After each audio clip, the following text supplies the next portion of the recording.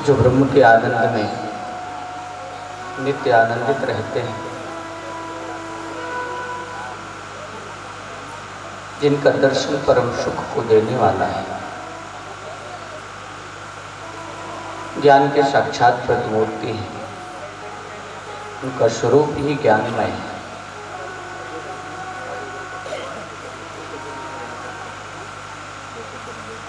जो एक हैं और नित्य हैं, अचल हैं, ऐसे सद्गुरु भगवान योग योगेश्वर कृष्ण इस धरा पर आए,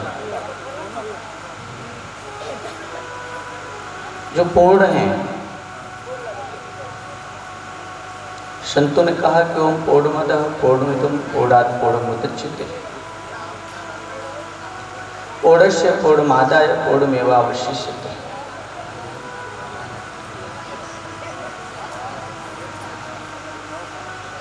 ना तो उनके अंदर से कुछ निकाला जा सकता है,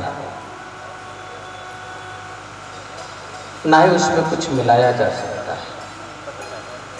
निकालने के बाद भी पूर्ण है, मिलाने के बाद भी पूर्ण है।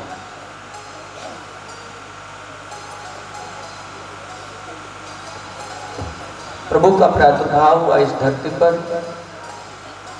भक्तों के हृदय में भक्ति को प्रकट करने के लिए। विनाशाय च दुष्कृता,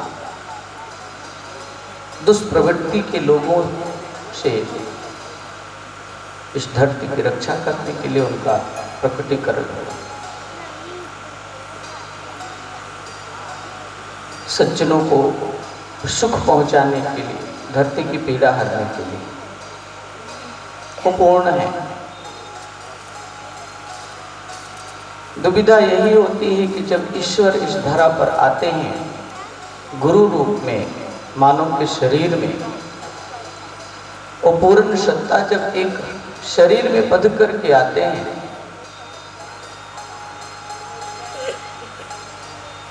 तो मानव जो इंद्रियों तक और मन बुद्धि तक सीमित है वो उनको पहचान नहीं पाते हैं, उनको समझ नहीं पाते।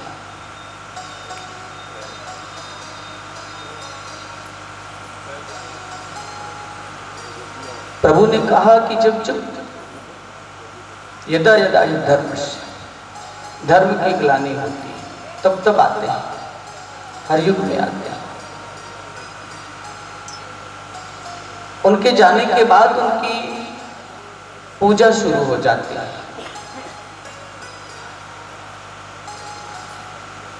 उनकी भक्ति लोग करते हैं। उनकी उपस्थिति इंद्रियों से नहीं समझी जा सकती, मन बुद्धि से नहीं समझी जा सकती। इंद्रियों से परे जाकर के गोपी ग्वाल, गोपी कौन है? गो माने इंद्रियां। ये गोपी ग्वाल कौन है? जो इंद्रियों पर नियंत्रण रखने वाले हैं, आत्मा में रमण करने वाले हैं। हजारों हजार साल तक ध्यान में अपने आप को तपाने वाले सन्यासी गोपी और ग्वाल का रूप धारण करते हैं, जिन्होंने इंद्रियों पर नियंत्रण किया है,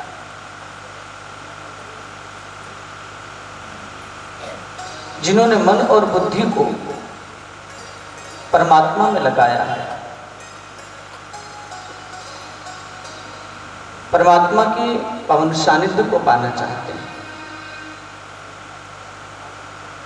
गोस्वामी जी ने कहा कि निर्गुण रूप सुलभ अति, सगुण न चीन्हे कोई। निर्गुण तो सब जानते हैं, प्रकाश स्वरूप है, सर्वत्र हैं, कण कण में व्याप्त हैं। सगुण रूप में आते हैं तो उनको पहचानना मुश्किल है, क्योंकि हमारी तरह से लीला करते हैं। हमारी तरह से जैसे एक मानव के नित्य कर्म होते हैं, उसी तरह से प्रभु के कर्म होते हैं। कल भी आपने श्रवण किया, भगवान श्री कृष्ण श्री हरि नारायण के कृष्ण भगवान के रूप में आए, अर्जुन को कहते हैं कि जन्म कर्म चमे दिव्य मेवम यो वेति तत्वतः। मेरा जन्म और कर्म दिव्य है, अलौकिक, बुद्धि से समझा नहीं जा सकता।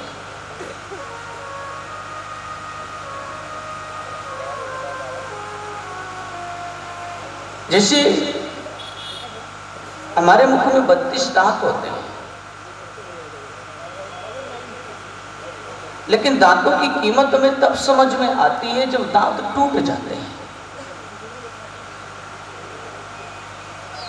दांतों के रहते इसकी सुरक्षा नहीं करते हैं, इसकी समझ नहीं होती। जो दांत टूटता है वहीं पे जीवा बार बार जाकर के रुकती है।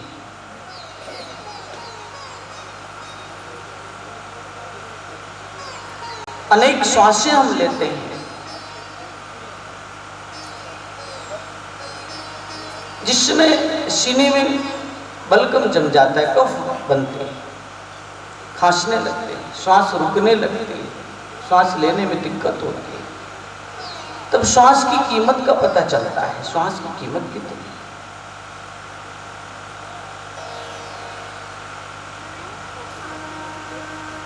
उपस्थिति हमें प्रभावित नहीं करती, लेकिन अनुपस्थिति खटकती है।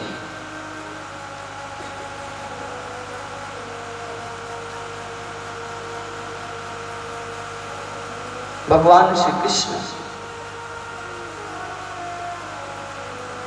जब इस धरा पे आए, कल के प्रसंगों में आपने श्रवण किया,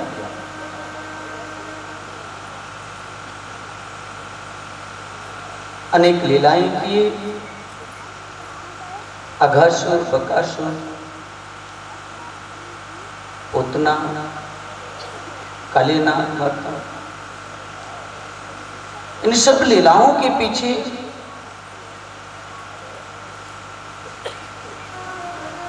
उद्देश्य,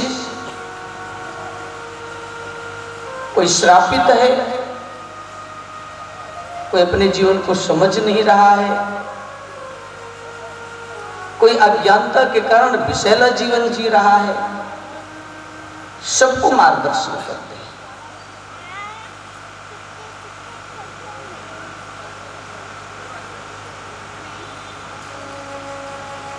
गोपी ग्वाल बाल उनके सानिध्य को पाते हैं, जो बड़ा सहज है। गोकुल का पेड़, पत्ता, हवा, जल,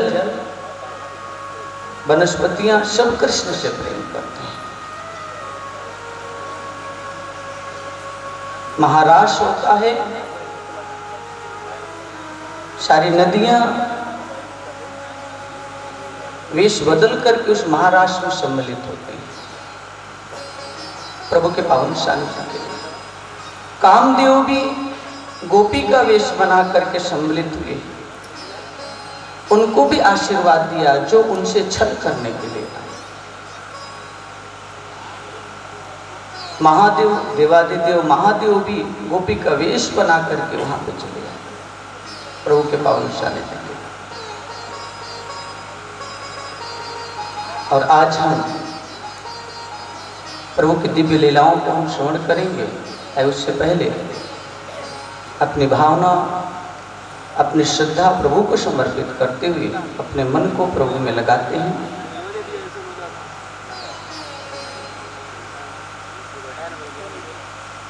जय जय नारायण नारायण हरि हरि, जय जय नारायण नारायण।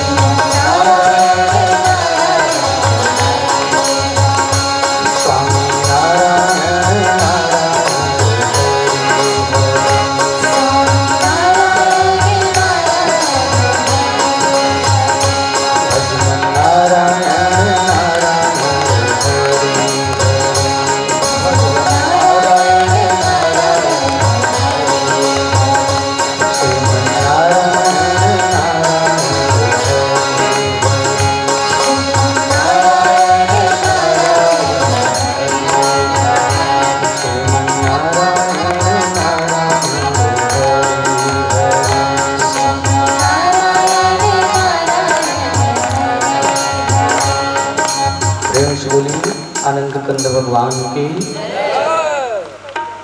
योग योगेश्वर कृष्ण भगवान की, धीरे बोलने वालों की।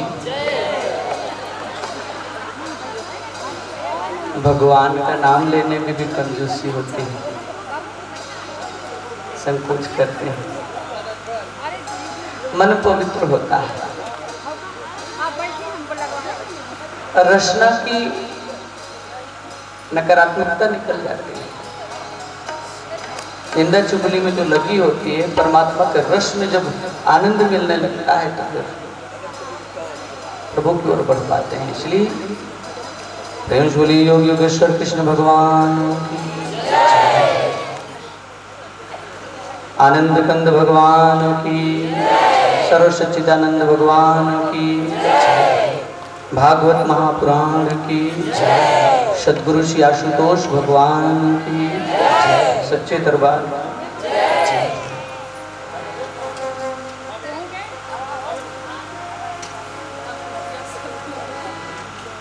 नारायण में मन लग जाए तो मन नारायण स्वरूप हो जाता है।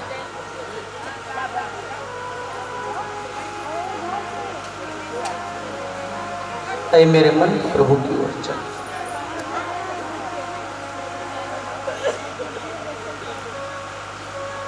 गोपिकाओं का प्रेम, ग्वाल बालों का प्रेम परवान चढ़ रहा था, लेकिन प्रभु को जिस उद्देश्य से इस धरा पर आए थे, उस लीला को पूरा करना था, उस कार्य को पूरा करना था। अधर्म चारों तरफ अपना प्रभाव बनाया हुआ था।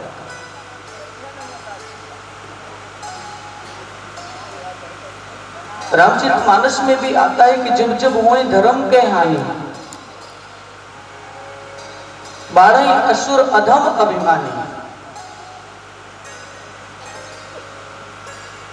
तब तब धरि प्रभु विविध शरीर, हरि कृपानिधि सज्जन। गुरबाणी में आता है धर्म हेतु गुरुदेव पठाए। गुरु गोविंद सिंह जी कहते हैं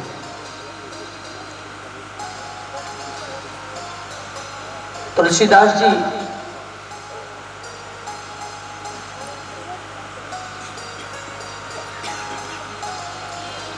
वृंदावन की तरफ भ्रमण कर रहे थे।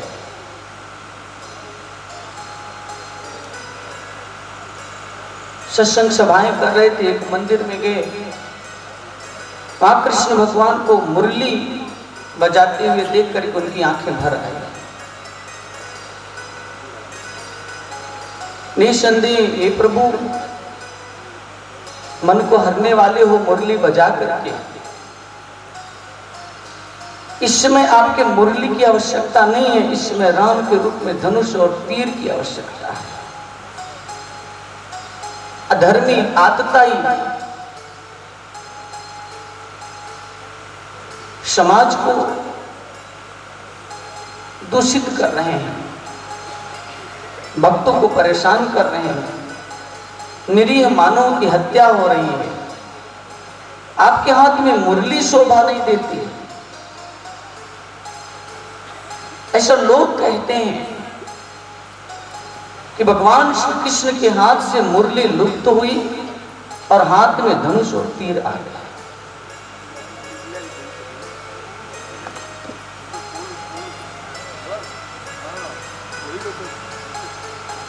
और ग्रंथ बताते हैं, इतिहास बताता है कि उसी समय पटना की धरती पर गुरु गोविंद सिंह जी का अवतरण हुआ, जो तीर धनुष लेकर दुष्टों के संहार के लिए। जब भी महापुरुष आते हैं गुरु रूप में आते हैं। पिछले दिनों आप लोगों ने श्रवण किया था, व्यवहार पक्ष ईश्वर का बदल जाता है, लेकिन परमार्थ पक्ष नहीं बदलता। परमार्थ पक्ष एक ही है।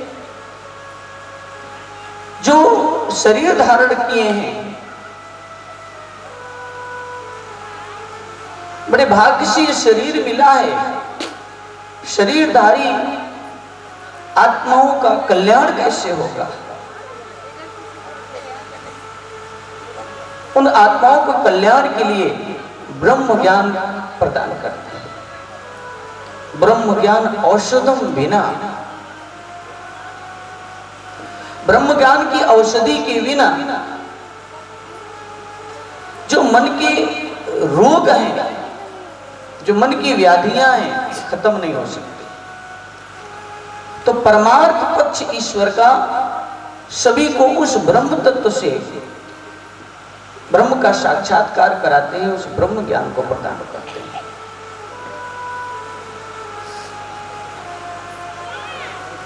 भगवान बुद्ध इस धरती पर आए, उन्होंने संकल्प लिया कि जब तक एक भी व्यक्ति निर्वाण से परे होगा, हम निर्वाण नहीं लेंगे। लोगों के दुख को देख करके वो चिंतित हुए, जिसमें वो बोधिसत्व को प्राप्त किए, परम आनंद में स्थित हुए, जन जन को संदेश दे रहे थे। तो अपने राज्य में भी गए, उनकी पत्नी उनके सम्मुख आती है, कहती है, देव अब तो आप उस आनंद को पा चुके हैं, उस शांति के खजाने को पा चुके हैं। मेरा प्रश्न है कि क्या घर में रहकर के ये नहीं पाया जा सकता था? आप घर बार त्याग करके चले गए। गुरुदेव भगवान बुद्ध भगवान कहते हैं, पाया जा सकता था देवी, लेकिन हमें जानकारी नहीं थी। कोई समाज में हमें इसकी जानकारी नहीं।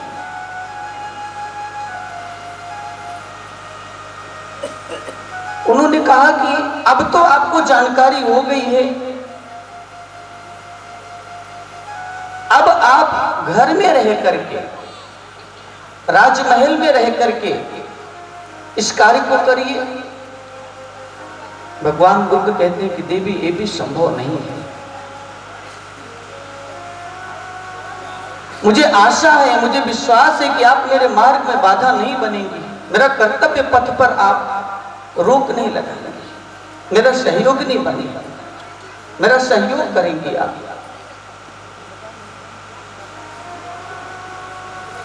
यशोधरा बहुत अंदर से दिल पे पत्थर, ठीक है प्रभु, हम आपके मार्ग में विघ्न नहीं डालेंगे। जिसमें पंजाब नफरत की आग में जल रहा था, परम पूजनीय गुरुदेव श्री आशुतोष महाराज जी उस समय उस धरती पर कदम रखे। हमारे गुरुदेव चारों तरफ मारने काटने की आवाजें आती थी। शाम को 4-5 बजे के बाद कोई दरवाजा खुलता नहीं था, घर जलाए जा रहे थे, मनुष्य जिंदा जलाए जा रहे थे। महाराज जी ने वहां पे कदम रखा और वहां से एक धर्म की क्रांति शुरू किया। आज हम जैसे लोग, कोई गुण नहीं है, कुछ आता नहीं है, लेकिन आप जैसे विद्वान, आध्यात्मिक लोग, चिंतनशील लोगों को हम कुछ सुना पा रहे हैं। मेरे भगवान की कृपा है, उनके गुरुदेव की कृपा है। हम जैसे हजारों हजार शिष्य जाओ जो मानो मन कलुषित हैं, अमृत रस की प्यास लिए भटक रहे हैं, घर घर जाकर के संदेश दो।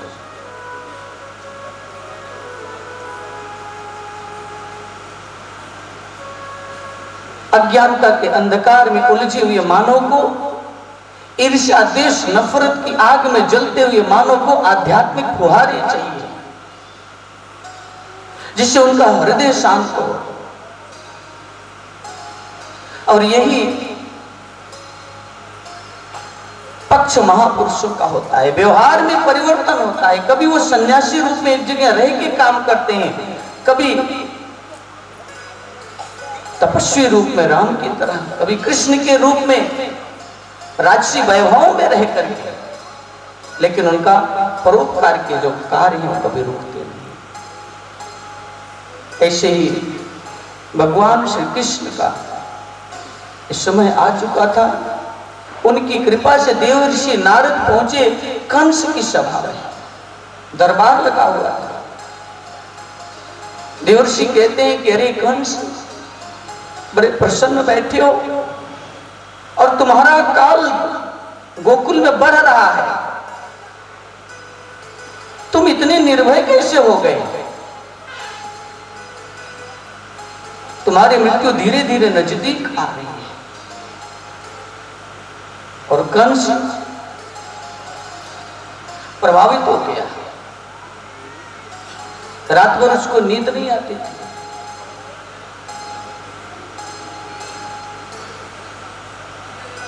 अगर देखा जाए दृष्टि से तो कोई ऐसा समय नहीं था जिस समय कंस को कृष्ण की याद ना आती हो। एक ऐसा वक्त था, भय से भक्ति होती है।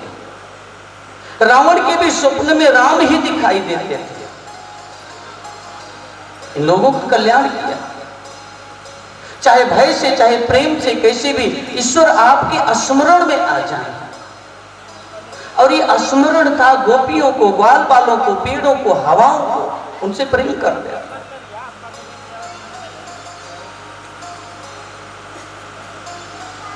कंस ने सभा बुलाई, क्या किया जाए। वासुदेव देवकी की कारागार में, वासुदेव देवकी के कक्ष में पहुंचे, दंड दिया। बताओ क्या वो कृष्ण तुम्हारा पुत्र है? बता नहीं।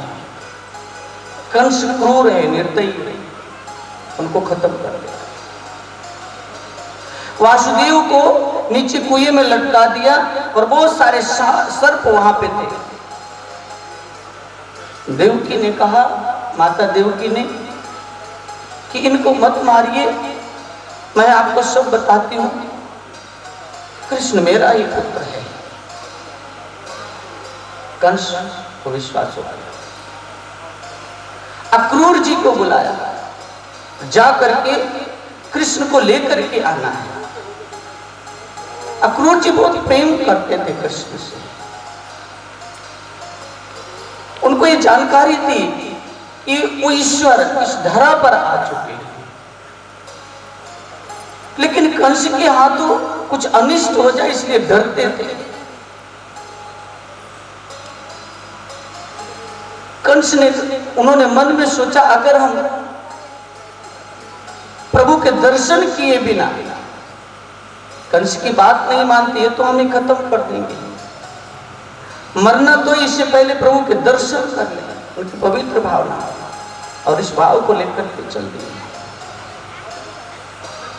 मन ही मन सोच रहे हैं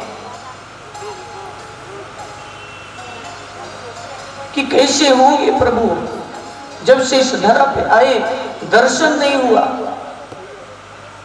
उनका दर्शन होगा, कितना मनमोहक छवि होगी उनकी, मेरा जीवन धन्य हो जाएगा। मन ही मन बड़े प्रसन्न है। पहुंचते ही कृष्ण के चरणों में लेट जाऊंगा मैं और दंडवत प्रणाम करूंगा, साक्षात नारायण इस धरती पर आए हुए। सोच रहे हैं मन ही मन, कृष्ण क्या मुझे अपनाएंगे, क्या मुझे पहचानेंगे? मन ही मन सोचते हो तो अंतर्यामी है, वो तो सबको अपनाते हैं। हमारे पाप को नहीं देखेंगे, हमारी बुराई को नहीं देखेंगे, वो कभी नहीं देखते, जरूर मुझे अपनाएंगे, उनका सानिध्य मिलेगा। मन में आया, अगर कृष्ण पहुंचते ही मुझसे पूछें, और काका जी कैसे हैं आप, क्या हाल चाल है, तो मेरा जीवन धन्य हो जाएगा। और अपने चरणों से लगा ले, अपने हृदय से लगा ले, तो मैं समझूंगा कि मानव जन्म लेना सार्थक हो गया। मन में ये भावना करते हुए गोकुल पहुंच गए और नंदराय के घर के पास पहुंचे तो सबसे पहले कृष्ण ही मिल गए। जैसे देखिए कृष्ण भगवान को दंडवत चरणों में लेके गए, भगवान कृष्ण ने उठाया और पूछते हैं, और काका कैसे हैं आप? उनकी आंखों से अविरल आंसू बहने लगे। आप जिससे अपेक्षा करते हैं, जिससे आशा करते हैं, और आपके अनुरूप वही बात अगर वो कहता है तो आपका मन प्रसन्न हो जाता है, और साक्षात नारायण वही बात चरणों में गिर करके रोने लगे।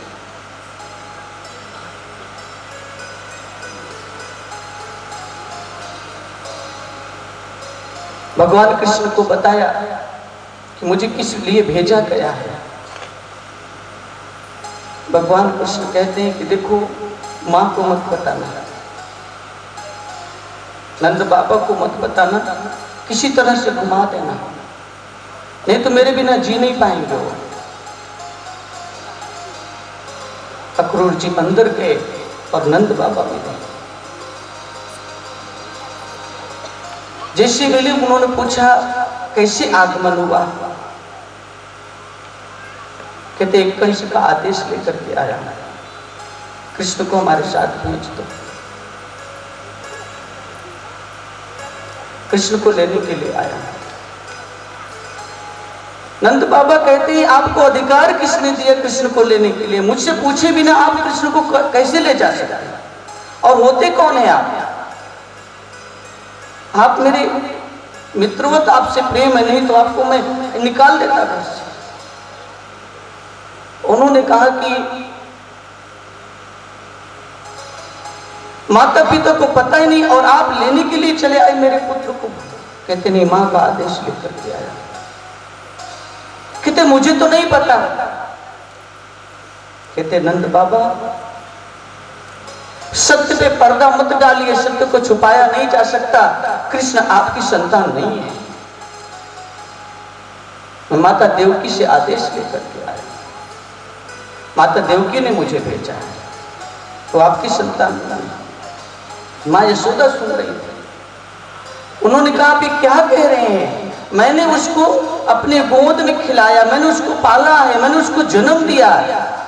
अक्रूर जी, आपके मुंह से ऐसी बात शोभा नहीं देती। मेरी संतान को आप कह रहे हैं कि वो मेरी संतान नहीं है?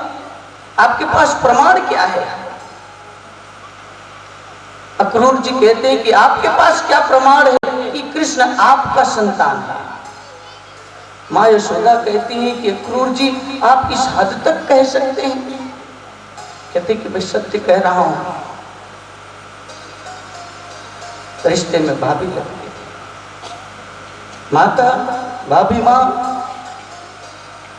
सत्य को छुपाया नहीं जा सकता। जब जब कोई सत्य को छुपाना चाहता है तो सत्य प्रकट हो जाता है। रहो तुम लाख पर्दों में मगर सब जान जाते हैं।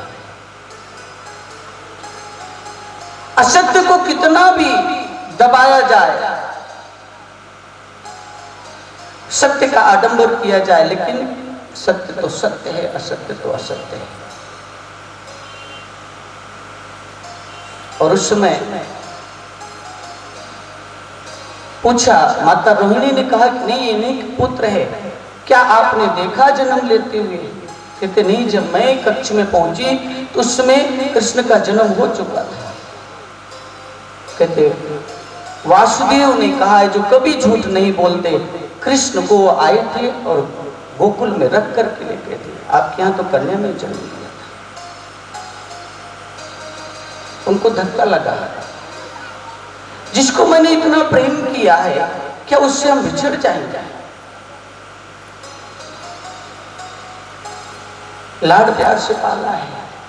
कृष्ण के बिना तो जीवन की कल्पना भी मुश्किल है। हे अक्रूर जी, आप चले जाइए। कहते अगर हम चले गए तो कंस के सेना के सैनिक आ जाएंगे और आप सबको यहाँ पे युद्ध छिड़ जाएगा और लेके जाएंगे। कृष्ण को मानेंगे नहीं, इसलिए मेरी बात मानिए, विदा करेंगे। और उधर राधा रानी के पास कृष्ण भगवान पहुंचती है और कहते हैं कि मैं अंतिम विदाई लेने आया हूं। माँ राधा खामोश हो गई। वो कहती क्या बिछड़ने के लिए ही मिले थे? अगर मुझे पता होता तो मैं गोलोक से नहीं आती। क्या यही प्रेम है? प्रेम की यही रीत है?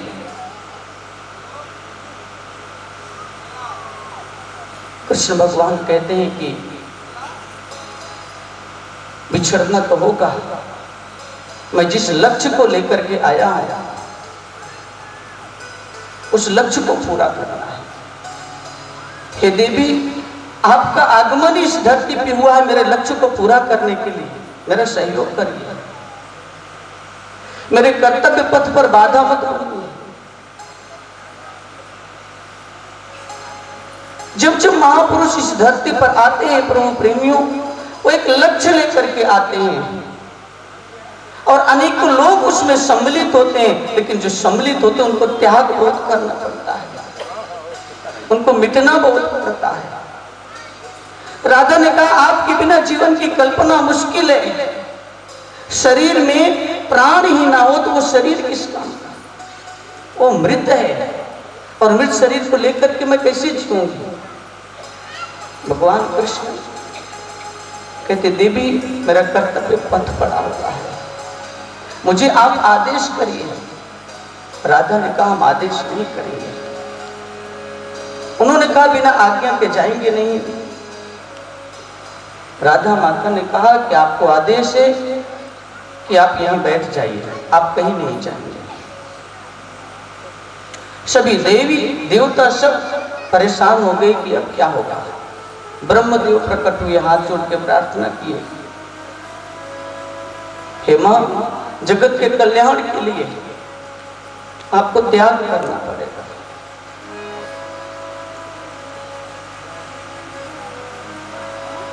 और मां राधा कृष्ण को विदा करती है। इस संसार में मोह के कारण, पुत्र मोह के कारण मां को बलिदान भी करना पड़ता अपने सुखों को। मां राधा कहती ठीक है आप जाइए, लेकिन आपके बिना हम जीवित नहीं रह पाएंगे।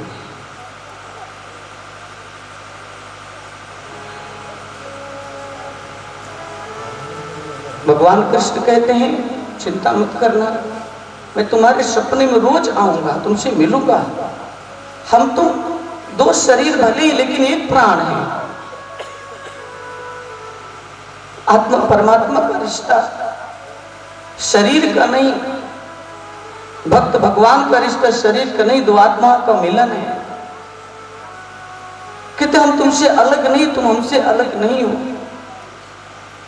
हम रोज तुम्हें स्वप्न में दर्शन देंगे, हम तुम्हें वचन देते हैं। मां राधा ने कहा एक वचन और दीजिए, इस शरीर के छूटने से पहले एक बार आपके चरणों का स्पर्श हो जाएगा।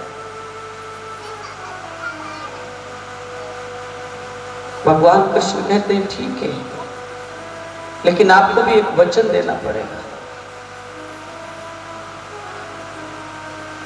कभी आंखों से आंसू नहीं बहाएंगे आप, क्योंकि जब जब आपके आंसू गिरेंगे मैं अपने लक्ष्य से विमुख होऊंगा, क्योंकि हमारा तुम्हारा मन एक है। मैं अपने लक्ष्य की ओर नहीं बढ़ पाऊंगा। हे देवी आपको सहयोग करना पड़ेगा। माता राधा अपने हृदय पे पत्थर रखते हुए ठीक है अब आंसू नहीं बहेंगे, लेकिन हे प्राणेश्वर आपसे यही प्रार्थना है,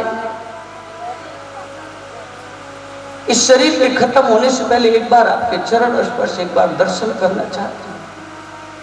मैं आपके कर्तव्य मार्ग में कभी बाधा नहीं बनूंगी। आप चाहे जैसे हमें रखना चाहे रख ले, हम जी लेंगे आपके वियोग में, आदत डाल लेंगे हम। आपके बिना देखना सुनना कुछ भी अच्छा नहीं लगता, लेकिन हम जी लेंगे। बस प्रभु आप अपने लक्ष्य को जब जीतेंगे तो हमें खुशी होगी। और माँ राधा प्रणाम की, पीछे हट गई। भगवान कृष्ण कहते हैं इस भावना को, इस प्रणाम को, इन चरणों के जो भाव आपके मन में, इसको संभाल के रखना। काल भी आपके नजदीक नहीं आ पाएगा। और राधे, पूरी दुनिया में तुम्हें वचन देता हूं, मुझसे पहले तुम्हारा नाम लेगा। भगवान कृष्ण चले गए। रात भर गोकुल में सन्नाटा पसरा रहा, चारों तरफ रो रहे हैं लोग। ग्वाल वालों को पता चला, सब घेर के आगे, नहीं हम अक्रूर जी से लड़ जाएंगे, नहीं जाने देंगे कृष्ण को। नंद बाबा तो पागल जैसे हो गए। माँ यशोदा रोते हुए बेहोश हो गई, बार बार के नहीं, हम नहीं जी सकते कृष्ण के बिना। लेकिन जाना पड़ा, भगवान कृष्ण चल दिए और राधा पीछे पीछे पुकारती रही। आपके कर्तव्य हम कभी बाधा नहीं बनेंगे, लेकिन आप हमको भूलना मत। अपने गुरु से जब कोई शिष्य बिछड़ता है उसका जीना मुश्किल हो जाता है। अपने भगवान से जब कोई भक्त बिछड़ता है, जिसके लिए वो जीवन लिया, तो उसका जीना मुश्किल होता है। लेकिन भगवान की इच्छा में अपनी इच्छा सम्मिलित करता है। हे प्रभु, आपको जो अच्छा लगता है वही ठीक है। हमें हमारी खुशी नहीं चाहिए, जिसमें आप खुश हो वो हमें चाहिए। हमें नरक की आग में डाल तो स्वीकार करते हैं, हमें तड़पना पड़ेगा स्वीकार करते हैं, हमें अपमान सहना स्वीकार है, लेकिन आपकी खुशी जिसमें उसमें खुशी है। और माँ राधा विदाई करती है, अपनी भावना रखती हैं। हे प्राणेश्वर विदा, हे सर्वेश्वर,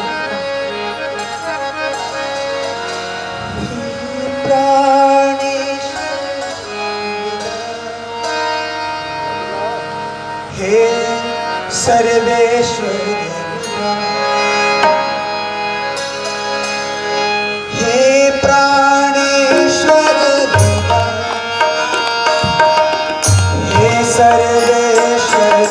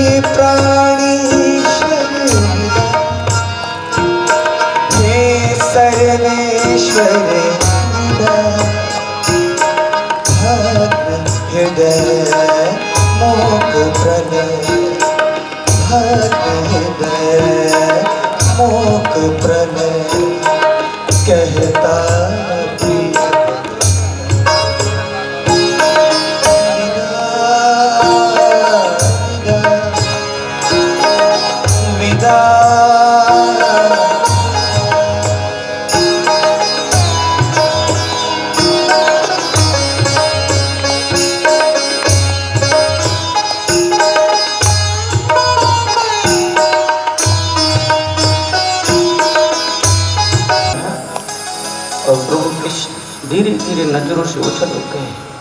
अक्रूर जी लेकर के जा रहे हैं, लेकिन मन में संशय है। अभी ठीक से हम देख भी नहीं पाए कृष्ण को, और क्रूर कंस के हाथों ऐसा अनिष्ट होने वाला है। इतना क्रूर है, निर्दयी है कंस। उसकी जो योजना है कृष्ण को मारने की, इतनी प्रबल है। क्या करूं मैं, कृष्ण को कैसे बचाऊं? लेकिन कृष्ण तो नारायण है। अक्रूर जी को समझाना था। जा रहे थे जमुना जी में स्नान करने के लिए, अक्रूर जी उतरे और अंदर जब डुबकी लगाए तो नीचे देखते कि भगवान कृष्ण पानी के अंदर बैठे हुए। हैरान हो गई कि कृष्ण अंदर कैसे आ गया। पूछते हैं भगवान कृष्ण, काका यहाँ कैसे आ गया? अक्रूर जी तुरंत ऊपर आए। ऊपर देखा रथ पे भगवान कृष्ण बैठे हैं। हैरान हो गए। फिर नीचे डुबकी लगा करके गए, सांस को रोक करके बैठे। देखते भगवान कृष्ण सिंहासन पर विराजमान हुए। बलराम और कृष्ण भगवान फिर ऊपर आए। फिर कृष्ण को देखा मुस्कुराते हुए।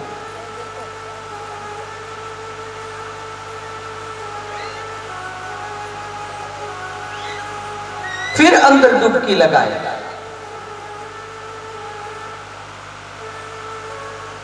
और नीचे जाकर के देखे सभी देवी देवता स्तुति कर रहे हैं भगवान श्री हरि की, नारायण की। और शेषनाग के रूप में बलराम जी वहां से शोभित है। इस दृश्य को देखते ही उनको समझने में देर नहीं लगी, ये तो साक्षात नारायण है जो पूरे संसार की रक्षा करते हैं। उनकी रक्षा के विषय में मेरे मन में कैसे भाव आ गया, आश्वस्त हो गए। एक डबल एमटेक आशुतोष महाराज जी के पास बैठे हुए। महाराज जी से कहते कि महाराज जी, वेदों में, शास्त्रों में, ग्रंथों में कुछ ऐसी बातें कही गई हैं जो सर के ऊपर से निकल जाती है। महाराज जी मुस्कुराए, क्या ऐसा है? वेदों में तो कहीं कुछ ऐसा लिखा ही नहीं गया, क्योंकि परम दृष्टा, तत्वदर्शी महापुरुष के द्वारा ये वर्णन किया गया है, लिखा गया है। साक्षात गणेश जी लिखी प्रथम बंदनी। तो उन्होंने कहा महाराज जी लिखा है कि एक साथ एक कोई भगवान होते हैं और एक साथ दो दो जगह दिखाई देते हैं। ये समझ में नहीं आता। आज विज्ञान का समय, लोग भगवान को नहीं मानते, लोग अपनी बुद्धि पे ज्यादा भरोसा करते हैं, लेकिन भगवान होते हैं। उन्होंने कहा कि निसंदेह मैं मानता हूं कोई शक्ति है कण कण में, जर्रे जर्रे में उसी से सिस्टम चल रहा है, लेकिन एक शरीरधारी मनुष्य एक साथ दो जगह कैसे हो सकता है? महाराज जी मुस्कुराए। और तभी महाराज जी जहां बैठे थे वहां पे फोन रखा था, उसकी घंटी बजी। वो इंग्लैंड से फोन था। जैसे उधर से फोन उठाया तो स्पीकर ऑन करने को महाराज जी ने कहा। तो जो साधक थे, जो सेवक थे, उन्होंने उठाया और उन्होंने कहा कि हेलो। उन्होंने कहा कि महाराज जी से बात कराइए। आज महाराज जी ना होते तो मैं मर गया, मेरी मृत्यु हो गई होती। तो कहते हैं कि महाराज जी को देखने लगे। महाराज जी ने फोन ले लिया और महाराज जी ने कहा अरे कैसी बात कर रहे हो, मैं तो यहाँ बैठा हूँ। कहते नहीं महाराज जी, अभी आप मेरे घर में प्रकट हुए थे। महाराज जी कह रहे कि नहीं, ये तुम्हारी अज्ञानता है। मैं तो यहां पे हूं, आश्रम में हूं, देखो हमारे पास कितने लोग बैठे हुए हैं। उसने कहा कि गुरुदेव आपकी लीला कौन जानता है। और महाराज जी मुस्कुराए। जो डबल एमटेक थे उनकी तरफ देखे, देख करके मुस्कुराने लगे। उनको अपने प्रश्न का उत्तर मिल चुका था कि एक साथ एक शरीरधारी कई जगह प्रकट हो सकता है। उसको योग कहते हैं। वो योग भगवान कृष्ण जानते हैं। योग योगेश्वर कहा जाता है, जिनके अंदर से योग प्रकट हुआ। हे योगेश्वर विदा, मां राधा जानती हैं। आजकल लोग योग करते हैं, बैठ करके ध्यान लगाते हैं, सेंटर पॉइंट पे ध्यान लगाते हैं। श्री गुरु आशुतोष महाराज जी से पूछा गया महाराज जी ध्यान क्या है? महाराज जी ने कहा आंख बंद करके बैठ जाना ध्यान नहीं है, तीसरी आंख का खुल जाना ध्यान है। जब ये आंख खुलेगी तब तो आपका मन लगेगा। एक योद्धा को, एक टारगेट के बिना कहा जाए कि तुम निशाना लगाओ तीर से कहीं, वो कहेगा हमें टारगेट तो दीजिए, लक्ष्य तो दीजिए, हमारा निशाना कहां लगे।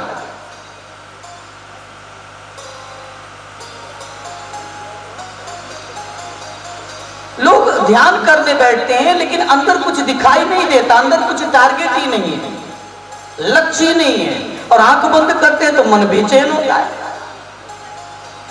क्योंकि अंदर में है ही नहीं लक्ष्य। फिर कई बार कहते हैं बल्ब पे ध्यान लगाते हैं, बल्ब को सोचते, कल्पना करते नहीं। भगवान कृष्ण जो अर्जुन को ज्ञान प्रदान किए, हजारों सूर्यों का प्रकाश दिखाई दिया, फिर अर्जुन ध्यान करना शुरू।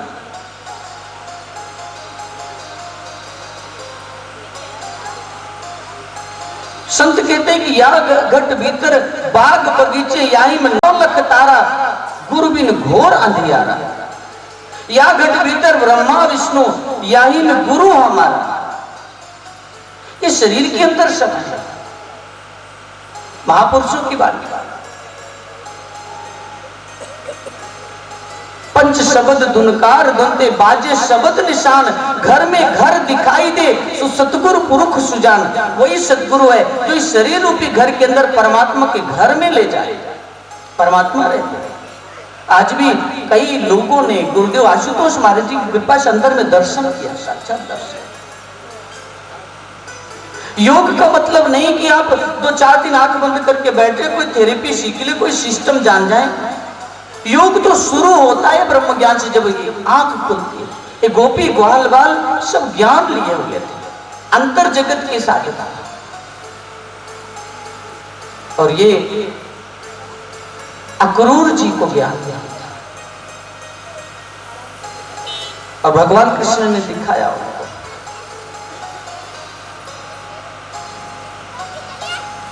जब ईश्वर का दर्शन होता है उसके बाद जब ध्यान शुरू करते हैं तो हमारा मन विकारों से हट करके प्रभु के प्रेम में लगने लगता है।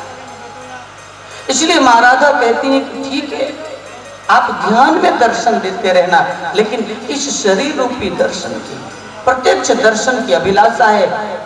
इस शरीर के खत्म होने से पहले एक बार जरूर दर्शन दे देना। भगवान कृष्ण का वचन वचन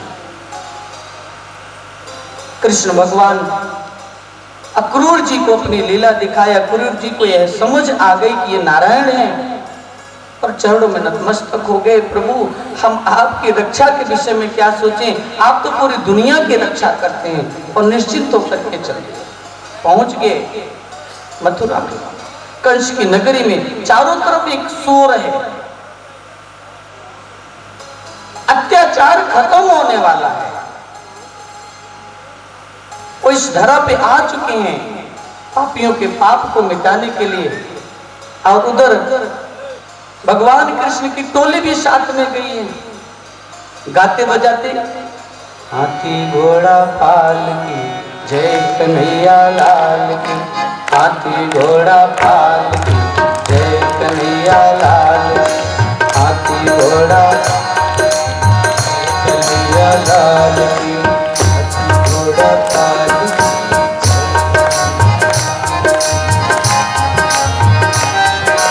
हाथी घोड़ा पाल की जय कन्हैया लाल की, हाथी घोड़ा पालकी लेकर के चलते। कृष्ण को कभी उठा लेते, कभी कंधे पे बैठा लेते।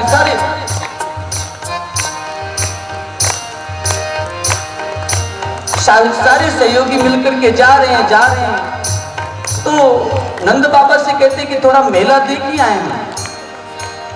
नंद बाबा ने कहा देखो तुम लोग चंचल बहुत हो, क्योंकि कृष्ण भगवान ने जीवन भर ऐसी ऐसी लीलाएं किया बाल अवस्था में कि लोगों को हमेशा परेशान है। कहते कोई ऐसा अनिष्ट कार्य नहीं करना। वो चले गए, पहुंचे, एक धोबी कपड़ा धो रहा, धो करके रखा हुआ था, वो उसके यहाँ कंस के कपड़े रखे रहते। तो भगवान कृष्ण कहते कि देखो मजा तो तब आएगा जब इतने सुंदर सुंदर पोशाक पहन ले।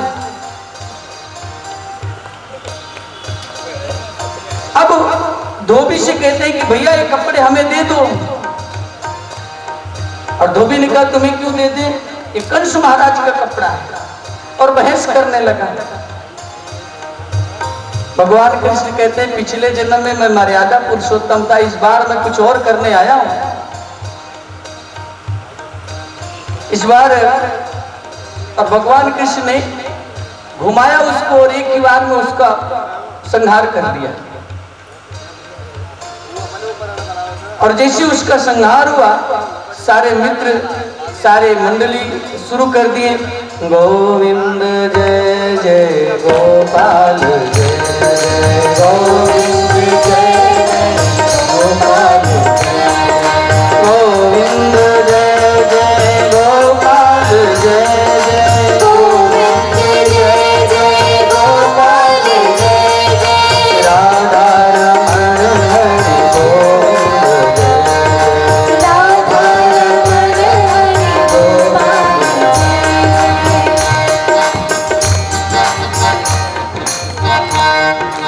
गोविंद जय जय गोपाल जय गोविंद जय जय गोपाल जय राधा रमण हरि गोविंद जय जय राधा रमण हरि गोविंद जय जय गोविंद जय जय गोपाल जय जय गोविंद जय जय गोपाल जय जय।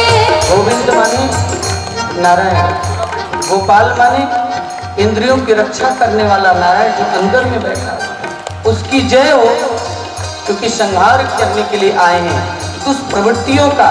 इसलिए सबको संदेश दे रहे हैं। उधर गोविंद जय जय गोपाल जय जय जैसे शुरू किया, क्योंकि वो धोबी बड़ा क्रूर था, कठोर था और कंस का बड़ा प्रिय आदेश मानता था। उसका वध जैसे हुआ, सारे नगर में जो दुकानदार थे, जितने सैनिक थे, वो भी उसी में मिल गए और शुरू कर दिया, गोविंद जय जय गोपाल जय गोविंद जय जय गोपाल जय गोविंद जय जय गोपाल जय जय गोविंद जय जय गोपाल जय जय राधा रमण हरि गोविंद जय राधा रमण हरि गोविंद जय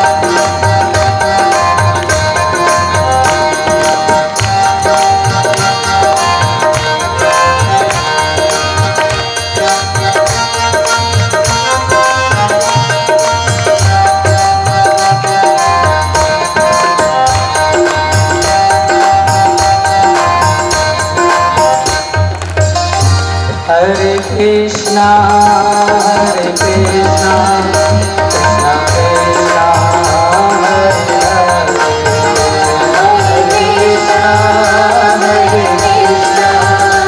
कृष्णा कृष्णा हरे हरे।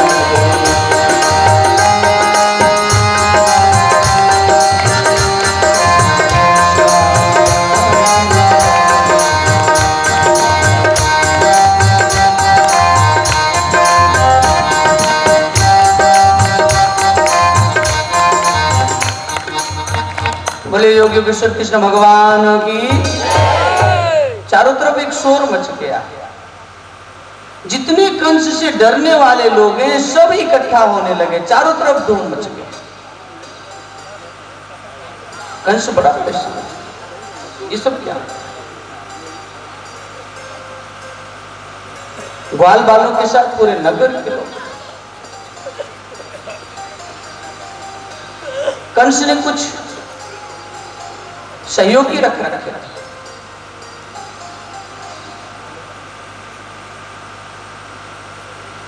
कूट, चाड़ू, शल, मुष्टिक। ये लोग कौन है होते हैं? जो कूटनीति करता है। ऐसे ऐसे सहयोगी थे जो सारा पता लगाते थे। कूट माने जिसके अंदर कूट होता है, छल होता है, छल करने में माहिर होता है। जिसे रावण रखा हुआ था, अनेक छल बल था उसके पास। नारद जी एक बार पहुंचे उनके दरबार में, तो रावण उनको प्रणाम करते हैं और कहते देवर्षि बड़ा सौभाग्य कि आपका आगमन हुआ। आइए, उनको लेकर के गए। ये मेरी अश्वशाला है, ये मेरी यज्ञशाला है, ये मेरी शोधशाला है, मेरी विज्ञानशाला है। देवर्षि नारद मुस्कुराते हुए कहते हैं कि रावण, आपकी आचरणशाला कहां है?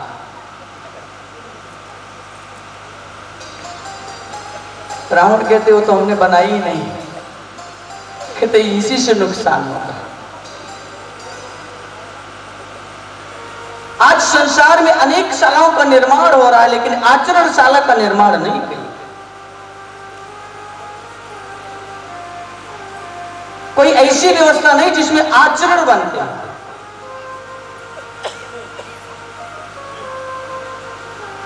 ये होता है संतों के संग से,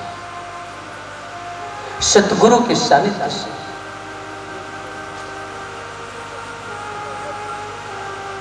नारद जी कहते हैं इसी आचरणशाला की अनुपस्थिति में तुम्हारा नुकसान होता रहा। कंस ने भी कूट, सल, झाड़ू, मुष्टि अनेक सारे योद्धा रखे थे जो कूटनीति करना जानते थे, छल नीति करना जानते थे। उनके छल छद्म के आगे किसी की समझ नहीं आती थी और पूरा राज्य में बहुत संभालते थे। संतों ने कहा कि अगर देश को सुव्यवस्थित चलाना है, समाज को दिव्यत्व की ओर ले जाना है, या तो उस पद पर रहने वाला कोई व्यक्ति आध्यात्मिक हो, ब्रह्म से जुड़ा हुआ हो। अगर नहीं है तो ब्रह्म से जुड़े हुए किसी साधक को उस पद पर बैठा देना चाहिए जो शासक के पद पर है, जो राजा है, क्योंकि वो चरित्र का धनी होना चाहिए। आचार्य चाणक्य कहते हैं कि ऐसे लोगों को इन व्यवस्थाओं में लगा दिया जाए, उससे समाज का पतन नहीं उत्थान होगा। उनकी अनुपस्थिति में समाज का पतन होता है। अगर शासक चरित्रवान नहीं, चरित्र आपके गुणों से बनता है, सद्गुणों से बनता है। परोपकार की भावना होनी चाहिए, चारित्रिक गुण है। क्षमा की भावना होनी चाहिए, त्यागी होना चाहिए, संयमी होना चाहिए, और ये सब चारित्रिक गुण हैं। इसलिए आध्यात्मिक व्यक्ति जब इस कार्य को करता है, इसलिए हमारे देश में जो राजनीति प्रथा चला, राजनीति माने ऐसी नीति, राज माने गोपनीय, नीति माने नियम, वो तरीका, वह गोपनीय तरीका जिससे समाज का उत्थान हो, समाज में श्रेष्ठ गुणों का विस्तार हो, जिससे मानव का, प्रकृति का, पर्यावरण का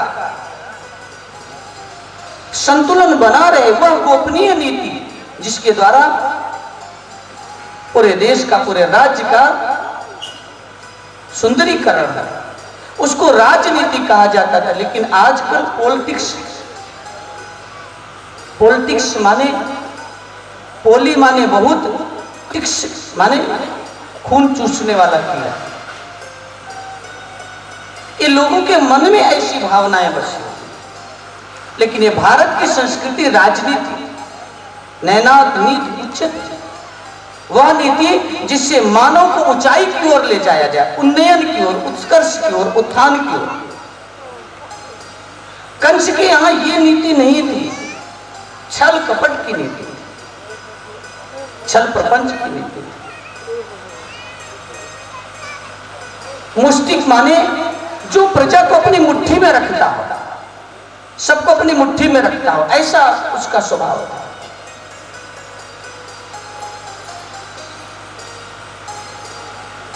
अधिकतर आप देखे होंगे कि लोग उस शासक को ज्यादा याद करते हैं जो हृदयों पे राज करते हैं, जैसे भगवान कृष्ण। कंस संसार पे राज करते हैं और भगवान कृष्ण ने पहले इन सब का संहार किया। झाड़ू मुष्टि चल असल, तब जाकर के कंस का संहार, कंस का वध।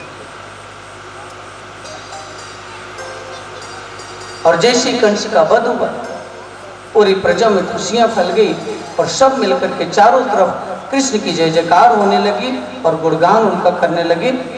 गोविंद जय जय गोपाल जय, गोविंद जय जय गोपाल जय, राधा रमण हरि गोविंद जय जय, राधा रमण हरि गोविंद जय जय, गोविंद जय जय गोपाल जय, गोविंद जय जय गोपाल जय, गोविंद जय जय गोपाल जय, गोविंद जय जय गोपाल जय, गोविंद जय जय गोपाल जय, गोविंद जय जय गोपाल जय जय, राधा रमण श्री गोविंद जय जय, राधा रमण श्री गोविंद जय जय, राधा रमण श्री गोविंद जय जय, राधा रमण श्री गोविंद जय जय। हरे कृष्णा कृष्ण कृष्णा हरे हरे, हरे कृष्णा कृष्ण कृष्णा हरे हरे, हरे कृष्णा कृष्ण कृष्णा हरे हरे, हरे कृष्णा कृष्ण कृष्ण हरे हरे। बोले सच्चिदानंद भगवान की, योग योगेश्वर कृष्ण भगवान की जय, भक्त भगवान की जय। तो कृष्ण भगवान ने कंस का संहार किया। अधर्म पे धर्म की विजय निश्चित है, इसलिए जीवन में धर्म को धारण करना चाहिए। जब सत्य आता है तो असत्य को पराजित होना ही पड़ता है। और इस तरह से नारायण ने कंस का उद्धार किया और तुरंत भागे कारागार में मां देवकी और पिता वसुदेव को बंधन मुक्त किया। चरणों में गिर करके प्रार्थना करने लगे कि मुझसे बहुत भूल हुई, मुझे क्षमा कर दीजिए, मुझे आने में विलंब हुआ क्योंकि आपकी कोख से जन्म लिया। पुत्र का धर्म होता है माता पिता की सेवा करना, लेकिन मैं वो सेवा नहीं कर पाया, मुझे क्षमा कर दीजिए। वासुदेव देवकी उनको अपने हृदय से लगा लेगा। उग्रसेन जी को कारागार से मुक्त किया और उनको राज तिलक किया गया, उनको राज सिंहासन पर बैठाया गया। और कुछ समय बाद भगवान श्री कृष्ण गुरुकुल में शिक्षा लेने के लिए गुरुदेव संदीप ने ऋषि के आश्रम में चले। गुरुबिन घोर अनार, गुरुबिन समझ न आवे, गुरुबिन सूरत न सिद्ध, गुरुबिन मुक्ति न पावे। और विद्याएं, वो जानकारियां जिससे हम समाज में जीवन जी सकते हैं, इसलिए पहले गुरुकुल में शिक्षा होती है। भगवान कृष्ण ने भी इस नियम को धारण किया। कल भी आपने श्रवण किया था, भगवान कृष्ण के 3 गुरु। लोगों को लगता है गुरु बदलने में पाप लगता है। गर्गाचार्य जी उनके कुलगुरु हैं और संदीपनी जी के यहां वो शिक्षा लेने के लिए गए। अनेक विद्याएं सीखते हैं, अनेक कलाओं को बहुत कम समय में भगवान कृष्ण ने सीख लिया, क्योंकि उनके जीवन में एक और गुरु का पदार्पण हो चुका था पहले। ऐसा संत कहते हैं कि बचपन में 3-4 साल की उम्र की अवस्था में दुर्वासा ऋषि का आगमन उनके जीवन में होता, जिन्होंने उनको ब्रह्म ज्ञान दिया। और भगवान कृष्ण उस ज्ञान को पाकर के फिर भी बाहरी और भी जानकारियों की आवश्यकता थी। संदीपनी जी के आश्रम में गए, सारी जानकारियों को लिया, विद्याओं को ग्रहण किया, गुरु का आशीष लिया।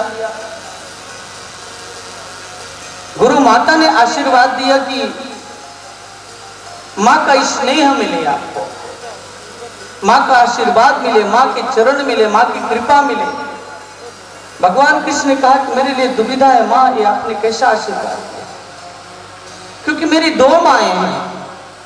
मैं एक माँ के पास रहता हूं तो दूसरी को सुख नहीं पहुंचा पाता हूं, और दूसरी के पास रहता हूं तो दूसरी को सुख नहीं पहुंचा पाता। मैं क्या करूं? शिक्षा लेकर के पुनः वापस आते हैं, लेकिन मथुरा पे अनेक दंत्र साल जरासंध अनेक शासकों की निरंतर चढ़ाई होती रही, युद्ध होते रहे, और उसी कंस के मित्र थे, बदला लेना चाहते थे। वहां के लोगों ने हाथ जोड़ करके कहा, कृष्ण हमारी नगरी को छोड़ करके चले जाइए। जिन्होंने इतने दुख सहे, मनुष्य उसी को निकाल देता है। ये मनुष्य का स्वभाव है। आप जिसको प्रेम करेंगे वही आपके लिए कांटा बोता है। आप जिसके लिए अपना जीवन लगाते हैं वही आपका जीवन खत्म करना चाहता है। आप जिसके लिए सर्वस्व न्यौछावर कर देते हैं वही आपका सर्वस्व छीन लेना चाहता है।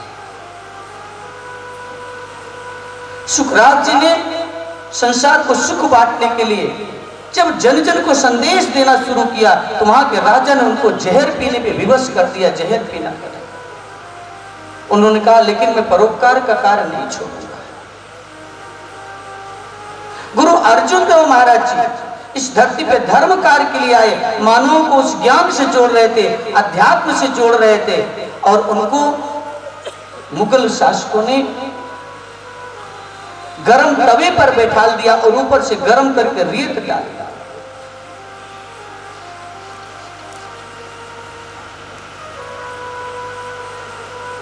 गुरु तेग बहादुर जी को बहुत प्रताड़ित किया, पीड़ा दिया। ईसा मसीह संसार में सुख पहुंचाने के लिए आए,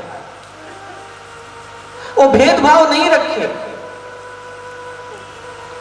और वो क्रूस पे लटक गए, उनको लटका दिया गया। परोपकार किया, जिसके लिए सर्वस्व लुटाया उसी ने उनको पीड़ा पहुंचाई। उनका एक शिष्य था यहूदा, जो 30 चांदी के सिक्के में गुरु को बेच दिया। ईसा मसीह की तरह 12 उनके शिष्य थे, जिसको पता नहीं चल पाता था कि असली ईसा मसीह कौन है। महायाजक काइफा जो धर्म गुरु था, उसने उनको क्रूस पे टंगवा दिया। जब महापुरुष रहते हैं तो उनकी कीमत किसी को नहीं पता होती, लेकिन जब चले जाते हैं उनके नाम पर संप्रदाय बन जाते हैं। प्रभु प्रेम,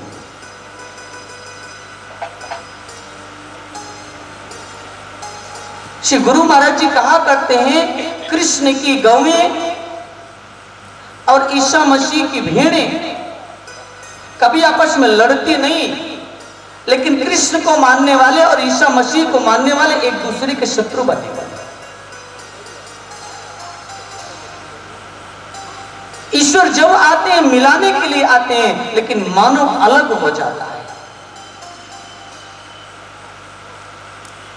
बस एक प्रथा चल पड़ती है, महापुरुषों के स्वरूप की पूजा, लेकिन मानवता रुदन करती है।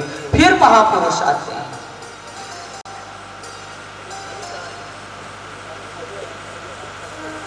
इसलिए बड़ा सुंदर कहा, जब जब युग परिवर्तन होता मानव देह को धारा है, गुरु ही ब्रह्मा गुरु ही विष्णु गुरु ही शिव ओंकारा है। गुरु ही ब्रह्मा गुरु ही विष्णु गुरु ही शिव अवतारा है। जब जब युग परिवर्तन होता मानव देह को धारा है। जब जब युग परिवर्तन होता मानव देह को धारा है। ही ब्रह्मा गुरु ही विष्णु गुरु ही शिव ओंकारा है। गुरु ही ब्रह्मा गुरु ही विष्णु गुरु ही शिव ओंकारा है। चरणों में शीश झुकाया ये सौभाग्य हमारा है।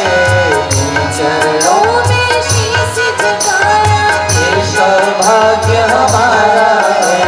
गुरु ही ब्रह्मा गुरु ही विष्णु गुरु ही शिव ओंकारा है।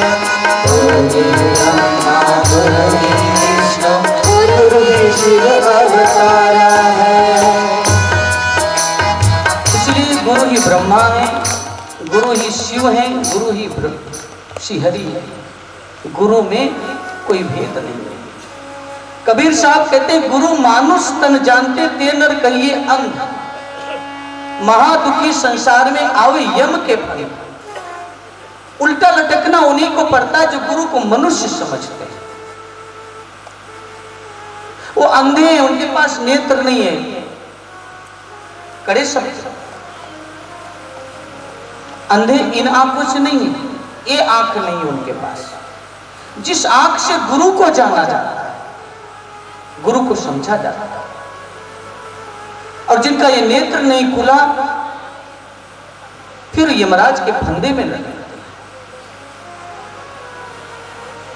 भगवान कृष्ण साक्षात नारायण, लेकिन मथुरा वासियों ने हाथ जोड़ करके कहा कि आप हमारे नगर को छोड़ दीजिए, हमें हमारे बल पे जीने दीजिए, क्योंकि आपके रहने से बार बार अत्याचार हो रहा है, हमारे राज्य पर आक्रमण हो रहा है। कृष्ण भगवान चले गए, द्वारकापुरी बसाने,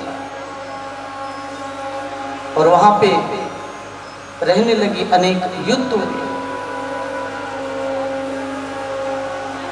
अनेक कार्य किए प्रभु। मां रुक्मणी के साथ विवाह हुआ, आपने सुना। सदगुरु श्री आशुतोष महाराज जी बैठे थे, तो महाराज जी के शिष्य साधक बैठे थे। आशुतोष महाराज जी के अनेकों शिष्य शिष्याएं हैं जो श्रीमद् भागवत कथा, श्री राम कथा जो करते हैं। एक साध्वी बहन जी बैठी थी, तो महाराज जी से महाराज जी ने पूछा कि आज कौन सा प्रसंग सुनाएंगे। तो उन्होंने कहा कि रुक्मणी हरण प्रसंग है महाराज जी। महाराज जी का रुक्मणी हरण प्रसंग थोड़ी ना, रुक्मणी हरण नहीं हुआ था। रुक्मणी हरण प्रसंग नहीं है, रुक्मणी समर्पण प्रसंग है। स्वेच्छा से प्रभु को समर्पित किया था उन्होंने, और वो जीती थी तो प्रभु के लिए, उनकी श्वासें चलती थी प्रभु के लिए। बड़ा यश सुना था, मन में छवि बसा रखी थी प्रभु की, प्रभु से मिलने की भावना, प्रभु के साथ जीवन जीने की भावना, और निरंतर प्रार्थना करती थी। लेकिन उनका भाई रुक्मी जो था वो शिशुपाल का मित्र था, वो कृष्ण को पसंद नहीं करता था, और वो चाहता था कि शिशुपाल से मेरी बहन की शादी हो, विवाह हो। इसलिए निरंतर उसका प्रयास, शिशुपाल को निरंतर बुलाता, रुक्मणी को अच्छा लगता। उसने ब्राह्मण देवता को बुलाया और अपनी पीड़ा पहुंचाई। जब आप भगवान से मिलना चाहते हैं तो बीच में कोई बिचौलिया मिलता है। राम सिंधु घन सज्जन धीरा, चंदन तरु हरि संत समीरा, सब कर फल हरि भगत सुहाई, सो बिन संत न काहू में पाई। राम सागर हैं तो संत बादल हैं। जैसे एक लड़की और लड़के को मिलाने के लिए बीच में बिचौलिया की जरूरत होती है, अगुआ नहीं है, बिचौलिया नहीं है, तो वो रिश्ता, वो शादी अपवित्र मानी जाती, कलंकित लोग मानते हैं। लेकिन अगर कोई ऐसा बिचौलिया, सनातन प्रार्थना किया, माता रुक्मणी ने कि मेरे प्राण निकल जाएंगे, मैं उनके बिना किसी और की कल्पना नहीं कर सकती, इसलिए आप जाकर के कृष्ण को मेरा संदेश पहुंचा दीजिए, क्योंकि मेरा भाई मेरा विवाह कर दे शिशुपाल के साथ, और मैं उसके साथ जीवन नहीं जीना चाहती। भगवान कृष्ण के पास ब्राह्मण देवता संदेश लेकर के जाते हैं और भगवान कृष्ण ने आश्वासन दिया कि अगर वो मुझे हृदय से चाहती हैं तो आप जाकर के कहिए कि हम उनका पानी ग्रहण करेंगे, और उनको बता दिया कि ऐसे इस समय आएगा। लेकिन कृष्ण को आते देख करके उनका मन व्यथित हो रहा है, उनके अंदर एक भावना है कि कहीं ऐसा ना हो कृष्ण भगवान को, प्रभु को आने में, द्वारकाधीश को आने में विलंब हो जाए और मेरा विवाह शिशुपाल के साथ हो जाए। और माता गौरी के मंदिर में जाकर के प्रार्थना करती है, जब आपके मन मानी मुराद पूरी ना हो, जब आपकी इच्छाएं पूरी ना हो, तो ईश्वर का सहारा लेना चाहिए। हम ईश्वर के सानिध्य को प्राप्त करते अपनी भावना रखते हैं। ईश्वर का जो स्वरूप होता है आपके घर में, आपको लगता है कि मूर्ति है, कागज है, लेकिन आपकी श्रद्धा है तो वहां साक्षात ईश्वर का वास होता है। और मंदिर में जाकर के रुक्मणी व्यतीत हृदय से माँ गौरी की आराधना करती है कि माँ मेरा सहारा दो, मेरा सहारा बनो। और क्या कहती है, आइए हम सभी श्रवण करते हैं। व्यथित हृदय की करुण पुकार, व्यथित हृदय की करुण पुकार, व्यथित हृदय की करुण पुकार, लेकिन आई मैया तेरे द्वार, कहीं नैनों से छलका पानी, कहीं नैनों से छलका पानी, मेरी राखो लाज भानी, मेरी राखो लाज भानी, व्यथित हृदय की करुण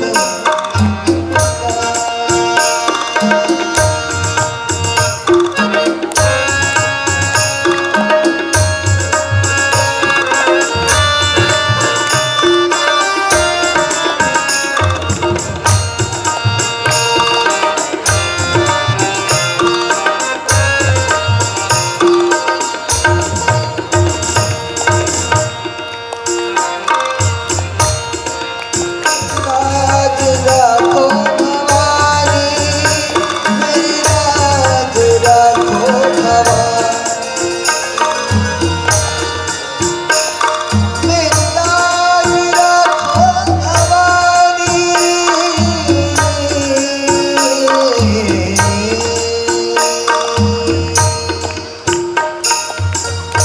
माता रुक्मणी के प्रभु से मिलने की जो भावना है वो प्रबल है। प्रभु प्रेमियों, ये प्रसंग सुखदेव भगवान परीक्षित जी को सुना रहे हैं। जब जीवात्मा परमात्मा से मिलने के लिए तड़पती है तो प्रभु कोई न कोई रास्ता बना देते हैं। ऐसी भावना होनी चाहिए, मिलने की चाह हो, मिलने की आस, तेरे दर पे बैठे हम, माना कि तेरे काबिल नहीं है हम, लेकिन भावना है प्रभु आपसे मिलने की। तुमसे क्या मांगू, तुम्ही को मांगता हूं, तुमसे क्या मांगू, बस तुम मिल जाओ। ऐसी भावना तब होती है जब मनुष्य को पीड़ा होती है। जिसे मां रुक्मिणी के मन में भाव है कि मेरा पूरा जीवन निरर्थक हो जाएगा, शापित हो जाएगा, ऐसे व्यक्ति के साथ बदने जा रही हूं, पूरा जीवन निरर्थक हो जाएगा। कबीरदास कहते हैं, कबीरा वह दिन याद कर पग ऊपर तल शीश, मृत मंडल में आए के विसर गयो जगदीश। इस मृत्यु लोक में आकर के ईश्वर को भूल गया है। ना गुरु भक्ति न संतन सेवा, ना कुछ पुण्य कियो, जन्म धोखे में खोई। 5 बरस का भोला भाला अब तो 20 भयो, मकर 25 माया कारण देश विदेश गयो, जन्म धोखे में खोई। धन के लिए, पद के लिए, व्यवस्था के लिए मनुष्य रात से दिन, सुबह से शाम, बचपना से युवा, युवा से वृद्धावस्था भागता रहता है। उसको चाहिए क्या, उसको भी नहीं पता। रुक्मिणी को अपने जीवन का चिंतन है, मेरा जीवन निरर्थक हो जाएगा। महापुरुष कहते हैं, कभी बैठ करके चिंतन किया करो। आए थे किस काम को, भूल गई वो बात, क्या मुंह लेके जाओगे जब खाली होगा हाथ। जब इस धरती पे जन्म लिए तो मुट्ठी बंद थी, कुछ लेके आए थे, और जब जाओ तो भी मुट्ठी बंद करके लेके जाओ। आप बालक को देखते होंगे, जब किसी बालक की मृत्यु होती है उसकी मुट्ठी बंद हो, छोटी उम्र में 2-4 महीना, और जब जन्म लेते तब भी, लेकिन जब वृद्ध होते। कभी किसी सन्यासी की मृत्यु देखो, जो योगी, बंद होता। जो धन मां के गर्भ में मिला था ईश्वर का, वो धन लेकर के आए थे लेकिन भूल गए। कबीरा वह दिन याद कर, मां के गर्भ में बड़ी याचना करते थे, हे प्रभु एक मौका दे दीजिए, मैं आपकी भक्ति करूंगा। लेकिन इस संसार में आकर उसी ईश्वर को भूल गए। कौन ईश्वर, कहां का ईश्वर। एक प्रोफेसर साहब था, मिले, उन्होंने कहा कि स्वामी जी हम भक्ति क्यों करें, हमारे बेटे आईएएस अफसर हैं, कई जगह हमारे मकान हैं, गाड़ियां हैं, हमारी पेंशन इतनी है, हमें ना धन की कमी है, आज्ञाकारी पुत्र हैं, वो भी सब कुछ ठीक है, तो हम भक्ति किस लिए करें। संसार में अधिकतर यही भावनाएं लोगों में होती हैं कि जीवन में परेशानी को दूर करने के लिए भक्ति की जाती है, इसलिए नहीं होती भक्ति। भक्ति आत्मा और परमात्मा का मिलन है। हरि तुमसे बिछड़े हुए कई युग बीत गए, अब आन मिलो प्रियतम, मेरे दिल में प्यार तेरा है। कर दो दूर प्रभु, मेरे मन में अंधेरा है। ये अंधेरा ही तो है, भगवान से, भगवान की वस्तुओं को मांगते हैं, भगवान की व्यवस्थाओं को मांगते हैं, भगवान को नहीं मांगते। एक राजा था, अपने मंत्री से उदास होकर के कहते कि मेरी प्रजा मुझसे प्यार नहीं करती।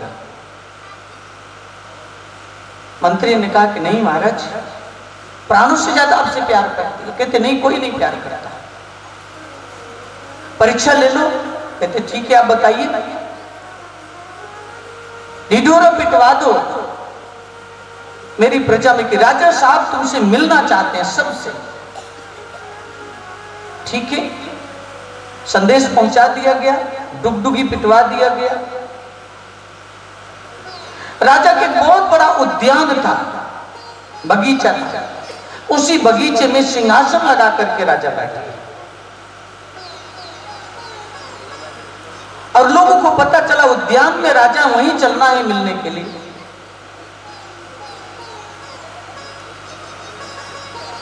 उद्यान के बाहर एक बोर्ड लगा था जिसमें यह लिखा हुआ था इस उद्यान में रखी प्रत्येक वस्तु आपके लिए है। इस उद्यान में जो कुछ भी है वो आपका है। जिस पे आप हाथ रख देंगे वही आपका हो जाएगा। उसमें मोहरें थी, बर्तन थे, कपड़े थे, गाड़ियां थी, धन था, बर्तन था। और सारे नगर के लोगों को जब पता चला तो सब झोला भर भर करके ले जा रहे हैं, भाग रहे हैं। कोई मोहरे इकट्ठा कर रहा है, कोई धन इकट्ठा कर रहा है, कोई कपड़े ले जा रहा है, कोई बर्तन बांध बांध करके। राजा बैठा हुआ है, राजा के पास कोई नहीं जा रहा है। राजा मंत्री की तरफ देखते हैं, देखो तुम कहते थे कि मेरी प्रजा मुझसे प्यार करती है, मुझसे नहीं प्यार है इनको, मेरी वस्तुओं से प्यार करते हैं। अचानक राजा की दृष्टि एक छोटे से बालक पर पड़ी, वो घूम रहा है इधर उधर, सभी वस्तुओं के पास जाता लेकिन किसी को छूता नहीं है। वो कमर पे हाथ रख कर, कभी पीछे हाथ रख करके घूमता हुआ राजा के पास आया। राजा ने कहा कि पुत्र तुम्हें क्या चाहिए? खिलौने भी हैं, वो भी ले लो, तुम बताओ, हम उसकी व्यवस्था करवा देते हैं। उस बालक ने राजा के हाथ पे अपना हाथ रख दिया। क्या चाहिए? उसने कहा मुझे जो चाहिए मैंने वहां हाथ रख दिया।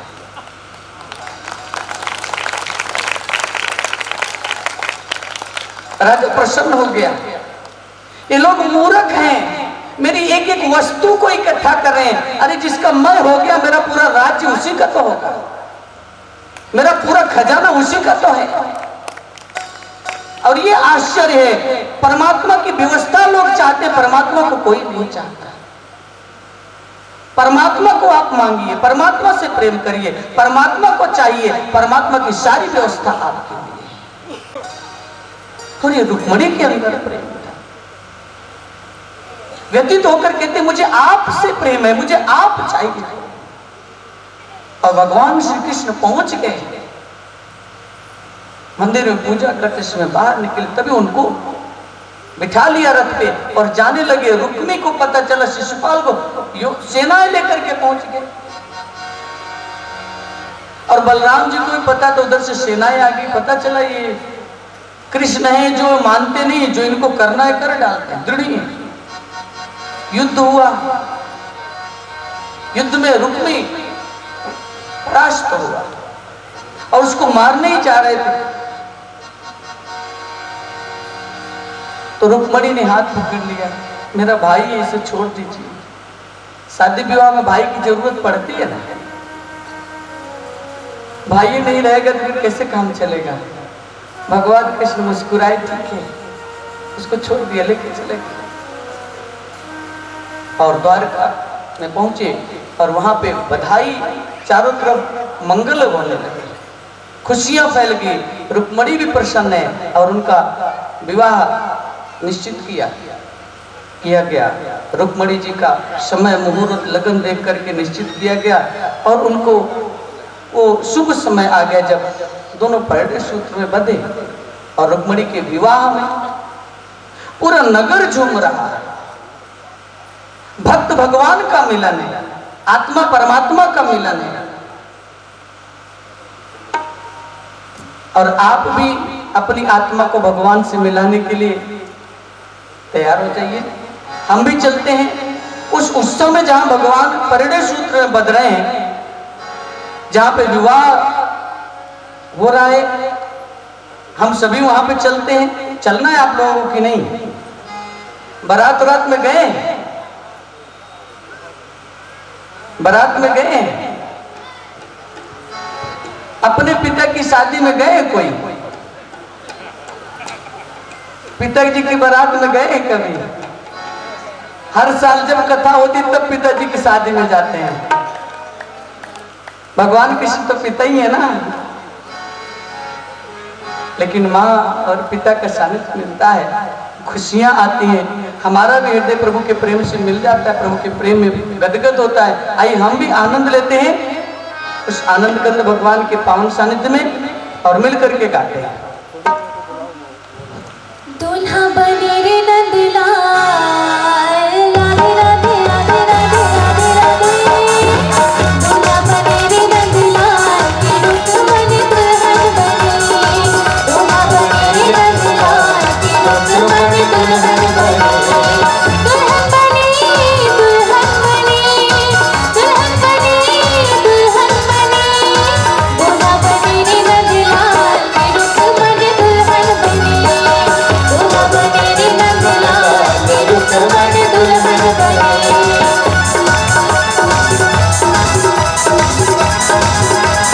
मीठी मीठी तालियां। जय।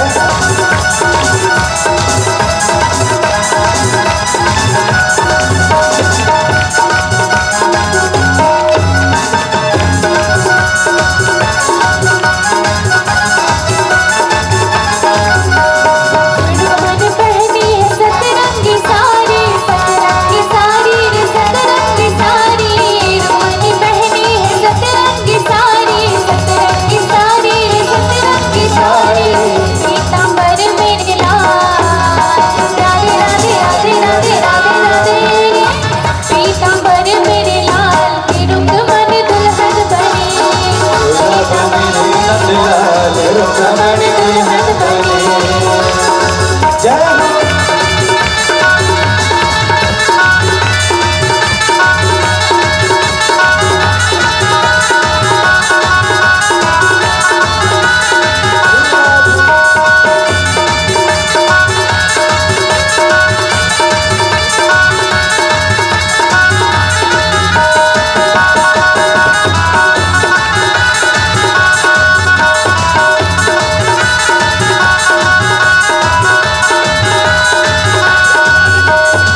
रुक्मणी पहनी है मोतियन माला।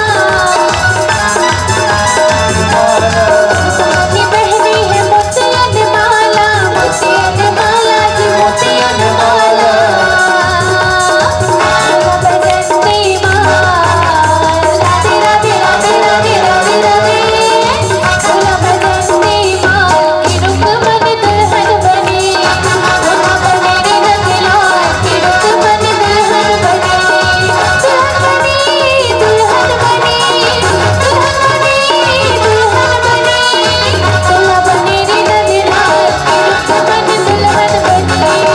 दुल्हा बने रे नंदलाल, के रुक्मणी दुल्हन बने।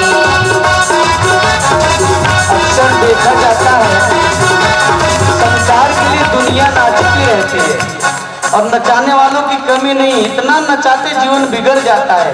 लेकिन जो भगवान के लिए नाचते हैं उनका जीवन संवर जाता है। सौभाग्यशाली वो आत्माएं होती हैं जो भगवान को प्रसन्न करने के लिए अपनी भावनाओं को रखती। तो आइए हम सब मिल करके आज भगवान के प्रेम में मगन हो। मस्ती में रंग मस्ताने हो गए, मस्ती में रंग मस्ताने हो गए, मस्ती में रंग मस्ताने हो गए।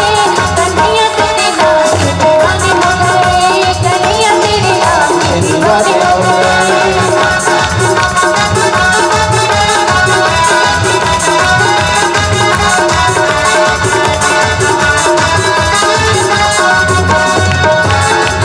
मेरी जान है राधा,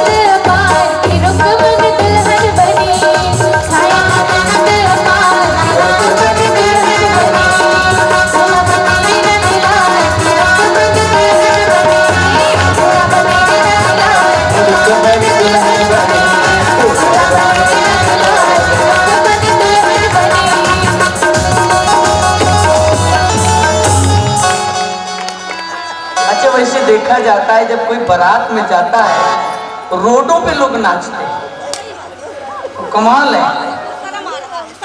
भगवान की बारात में कोई खुशी ही नहीं नजर आती और एकदम पागल दीवाने होते, पैसा भी किसी को शर्म नहीं आएगा। माता भी, पिता भी, बेटी भी, बेटा भी, बहू भी, सब साथ में नाचते।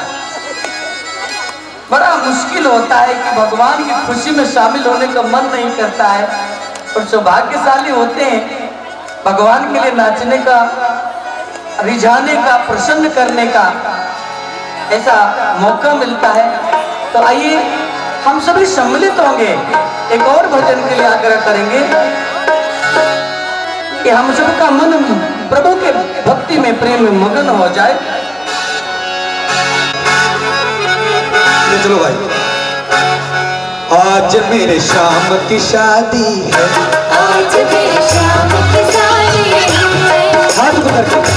आज मेरे शाम की शादी है, आज मेरे शाम की शादी है, शाम की शादी है मेरे घन श्याम की शादी। आज मेरे शाम की शादी है, आज मेरे शाम की शादी घन श्याम की शादी है, मेरे घन श्याम की शादी। आज मेरे शाम की शादी है, आज मेरे शाम की शादी है, ऐसा लगता है, ऐसा लगता है सारे ब्रह्मांड की शादी है। आज मेरे शाम की शादी है, आज मेरे शाम की शादी है।